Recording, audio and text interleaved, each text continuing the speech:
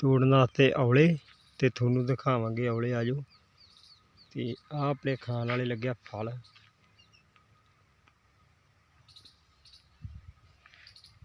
ਹੁਣ ਆਪਾਂ ਔਲੇ ਤੋੜਦੇ ਹੁਣ ਆਪਾਂ ਤੁਹਾਨੂੰ ਔਲੇ ਦਿਖਾਉਣ ਲੱਗੇ ਆਪਣੇ ਬੂਟੇ ਨੂੰ ਆ ਦੇਖੋ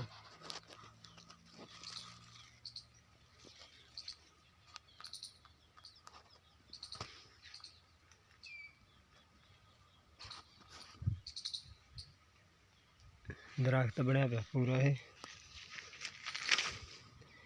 बाकी ना औले निक्के लगे आ